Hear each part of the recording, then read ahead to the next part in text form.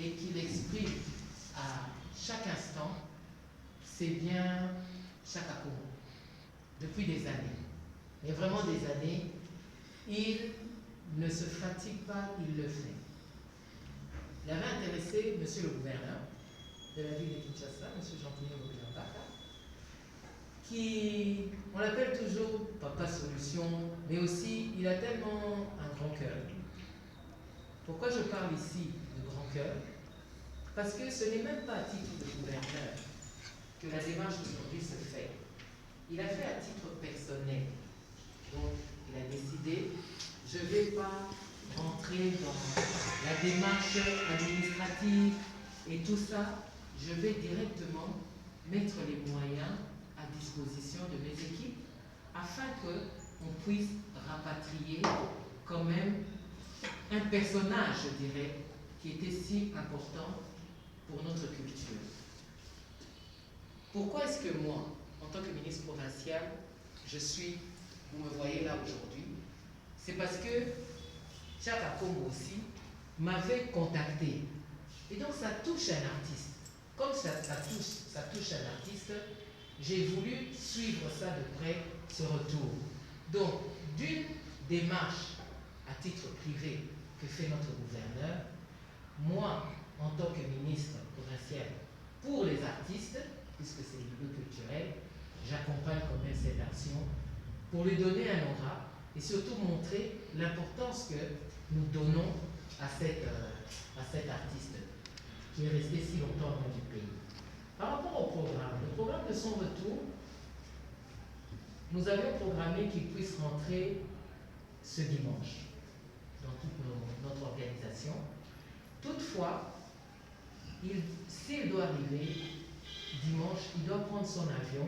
Donc ça, c'est vraiment du pratique. Il doit prendre son avion le samedi, la nuit, à Abidjan, et arriver ici à 5 h du matin. C'est bien ça? 6h30. 6h30. Donc vous voyez déjà, pour arriver à l'aéroport à 6h30, aujourd'hui nous avons le couvre-feu. Il y a toute une organisation, c'est vrai qu'on dit qu'il faut présenter le billet de la personne, mais on ne pourra pas aller à plusieurs, vous comprenez, pour bien l'accueillir. J'estime qu'il mérite mieux que se retrouver juste tout seul avec un de ses amis qui le prend la nuit, et bon, même si c'est la nuit, mais c'est très tôt le matin.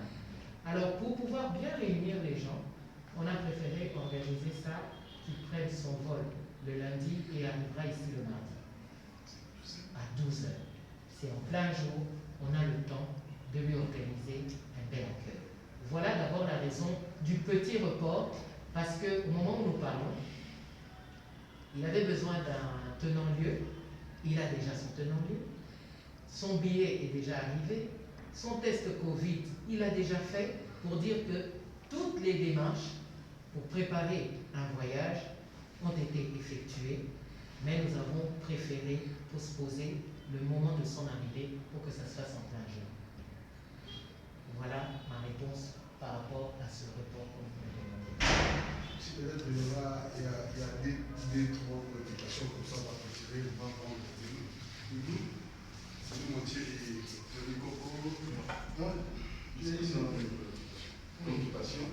Madame la ministre, est-il pas moyen que nos artistes puissent vivre de leurs œuvres sans problème et trouver directement une solution pour ne pas vivre de pareils problèmes, complications, toujours les interventions de notre gouvernement, de notre ministère provincial. Alors, c'est pas entre nous soit dit, il n'y a pas moyen qu'on organise la culture comme le président l'avait dit dans son discours pour que nous puissions vraiment être aussi un modèle, par exemple. Parce que pour l'instant, c'est chaotique, le secteur culturel. Le secteur culturel est chaotique et je pense que ça l'a toujours été en termes de, vous parlez d'organiser. Oui. Nous ne pouvons pas, nous, les autorités, organiser ça seuls. C'est d'abord, le problème touche les artistes. Je pense que je parle souvent avec Chaka par rapport à ça. Par exemple, nous parlons on voit les artistes quand ils sont malades. Quelqu'un peut être malade, tellement de longue durée, il ne produit plus, et donc à un moment donné, il pourra être à court de moyens. Ok? Et c'est partout dans le monde entier. On peut arriver, on tombe à court de moyens. Que faut-il faire? J'ai pensé à la mutuelle des artistes. Pas seulement aider, vous dire allez vous soigner à tel hôpital, non. Mais que la personne paye une petite cotisation et à la hauteur de sa cotisation, il peut se faire soigner où qu'il faut. Nous sommes en train de réfléchir à ça. Je donne ça, c'est déjà une aide, dans le cadre de ce qu'on appelle des organisations. Maintenant, pour le reste, un artiste vit de quoi? Je suis enfant d'artiste, fille d'artiste, mère d'artiste, musicien aussi. Mes enfants évoluent en Europe, là où les choses, on voit qu'ils sont structurées. Ils vivent de leurs droits d'auteur, leurs droits d'interprète, leurs droits de compositeur, leurs droits de ceci. C'est organisé. C'est là-dessus que nous devons travailler. Parce qu'un artiste, quand vous dites qu'il vive de ses œuvres, soit il les vend, là c'est une organisation privée. Nous devons aussi nous se le dire. Il ne faut pas attendre que les autorités, parce que vous avez sorti une chanson, que les autorités vous aident à la vendre. Ça c'est vous et votre organisation, vous êtes jeune ou bien vous êtes artiste, vous organisez votre entreprise. On le voit partout dans la société. Il y a des personnes qui sont des grands commerçants et qui sont arrivés à avoir de grandes entreprises. Ils étaient sur les bancs de l'école avec nous tous, mais lui, il est beaucoup plus riche et nous, on est moins riches. C'est la vie. Ok? Donc, on ne peut pas dire que les artistes, il faut leur organiser quelque chose de spécial parce qu'ils sont artistes. Non. Chaque artiste, quand il fait son travail, à lui de savoir se vendre. Mais est-ce pour cela dire qu'il n'a rien à faire pour encadrer leur travail? Les œuvres des artistes demeurent d'éternité. Et comme ça demeure d'éternité, à tout temps, ils ont des droits d'auteur. Le pays, ici, nous devons nous atteler à bien organiser ces droits d'auteur et ces droits voisins pour nos artistes. Le travail a déjà commencé. Dernièrement, il y a eu un forum autour de ça. Les artistes ne restent pas en arrière, ils sont aussi en train de faire leur lobby. Et à un moment donné, les deux mondes vont se rencontrer. Les autorités, les artistes, et on va finir par sortir quelque chose qui sera au profit des artistes. Notamment, il y a des groupes qui défendent le fait que pourquoi n'avoir que Sokoda? Parce qu'il y en a beaucoup qui ne trouvent pas, qui ne se retrouvent pas là-dedans. Pourquoi que Sokoda? Vous comprenez?